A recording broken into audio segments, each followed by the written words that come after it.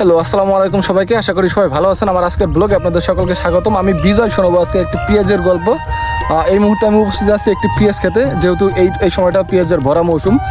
বলে রাখি, এই পেঁয়াজগুলোকে বলা হয় মুড়ি কাটা পেঁয়াজ। এইখানে দুইটা ক্ষেত আছে। এই ক্ষেতটা হলো একজনের, আমার পিছনে যে ক্ষেতটা আছে এটা আরেকজনের। এই ক্ষেতটা লাগানোর পরে পর্যন্ত পানি দেওয়া হয় নাই।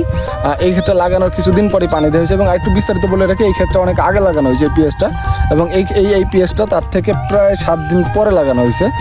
বিস্তারিত বলে রাখি, এই সময়টাতে আসলে একেবারে খরা প্রবণ যে সময়টা, একেবারে প্রত্যেকটা দিন ভোর 5টা থেকে বা 6টা থেকে রোদ ওঠে, একেবারে সন্ধ্যা পর্যন্ত রোদ থাকে। সেই ক্ষেত্রে যে পেঁয়াজগুলো আছে সেগুলো অঙ্কুরোদ্গমন অথবা জ্বালানোর সমস্যা হয়ে থাকে। এবং একটু যদি বিস্তারিত দেখা যায়, এখানে এই সাইডটাতে কিন্তু পুরোপুরি ফাঁকা, প্রায় পেঁয়াজগুলো নাই, প্রায় জ্বালায় নাই। হঠাৎ দু একটা জ্বালাইছে, অনেকগুলোই বেশ কিছু পেঁয়াজ আসলে জ্বালায় নাই।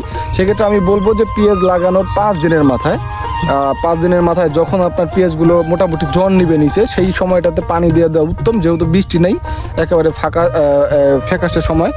সেক্ষেত্রে পানি দিয়ে দিবেন। এবং আরেকটু যদি বিস্তারিত বলি যে পেঁয়াজ লাগানো রোপণের পর অঙ্কুরোদ্গমনের সময় কিন্তু পেঁয়াজের সাথে সাথে বেশ কিছু আগাছা, ভাদাল, তারপরে অনেক ঘাস কিন্তু জ্বালায় পেঁয়াজের সাথে সাথে। সেক্ষেত্রে পেঁয়াজ অঙ্কুরোদ্গমনে অনেক সমস্যা হয় এবং পেঁয়াজ বড় হওয়ারও সমস্যা হয় এবং খেতেও অপরিষ্কার দেখা যায়। সেই ক্ষেত্রে আপনারা পেঁয়াজ লাগানোর সাথে সাথে, পেঁয়াজ রোপণের সাথে সাথে দেখা গেলো যে আজকে আপনি সন্ধ্যা পর্যন্ত পেঁয়াজ লাগাইছেন, আগামীকাল সকালে একেবারে ভোরের দিকে প্রায় 5টার দিকে যদি আপনি সেই যে দাঁড়া নামক যে বীজগুলো আছে সেগুলো যদি স্প্রে করে দিতে পারেন একেবারে সকাল পেঁয়াজ খেতে, সেই ক্ষেত্রে যেই আগাছাগুলো আছে সেগুলো হবে না। আর একটু যদি বিস্তারিত বলি যে এই যে পেঁয়াজটা দেখতে পাচ্ছেন, এটা কিন্তু আমার পেছনে যে ক্ষেত্রে আছে এই ক্ষেত্রে এটা প্রায় 10 দিন আগে লাগানো।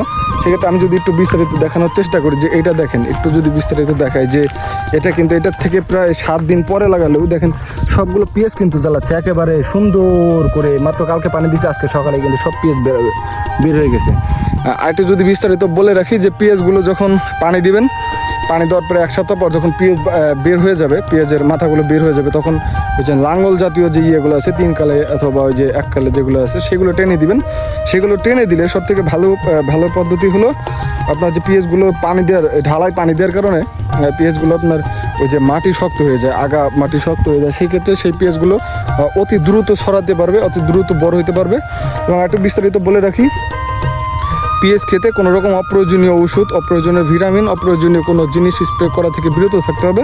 এবং এই সময়টাতে যেহেতু পেঁয়াজ রোপণের ভারী সময়, আপনার হালি পেঁয়াজ বলেন অথবা এই যে মুড়ি কাটা পেঁয়াজ বলেন, ভারী সময়, সেই ক্ষেত্রে আপনাকে পেঁয়াজের প্রতি অত্যাধিক যত্নশীল হতে হবে। এবং এই সময়টাতে পেঁয়াজের যে রোপণ সময়টা, এটাতে আপনার খেয়াল রাখতে হবে যে মাটির উর্বরতা এবং বিশেষ করে যে বেলে দোআঁশ যে মাটিগুলো আছে সেগুলোতে বেশি পরিমাণ জৈব সার যেটা আছে, জৈব সার প্রয়োগ করতে হবে। এবং সেই সাথে যে ইউরিয়া সারের পরিমাণ এবং বিশেষ করে যে ডিআইবি, বাংলা ডিআইবি, বিভিন্ন রকম সার আছে সেগুলোর দিকেও খেয়াল রাখতে হবে আপনাকে। সব কিছু মিলিয়ে আসলে পেঁয়াজের এই সময়টাতে পেঁয়াজ রোপণের উত্তম সময়। আপনাকে পেঁয়াজ রোপণের সাথে সাথে খেয়াল রাখতে হবে যে যেহেতু বৃষ্টির পরিধি অনেক কম, সেক্ষেত্রে আপনাকে পেঁয়াজ লাগানোর প্রায় 5 থেকে 7 দিন পর পানি দিয়ে দিতে হবে। সেক্ষেত্রে আপনি সম্পূর্ণ পেঁয়াজটি আসলে পাবেন, যেই পেঁয়াজগুলো লাগাইছেন সেগুলো সম্পূর্ণ জ্বালিয়ে যাবে। সেক্ষেত্রে আপনাকে একটু সাবধানতা অবলম্বন করতে হবে। ভিডিও পর্যন্ত সবাই ভালো থাকবেন, সুস্থ থাকবেন। দেখা হবে অন্য কোনো জায়গায়, অন্য কোনো ব্লগে। সে পর্যন্ত ভালো থাকবেন, সুস্থ থাকবেন। আসসালামু আলাইকুম সবাইকে।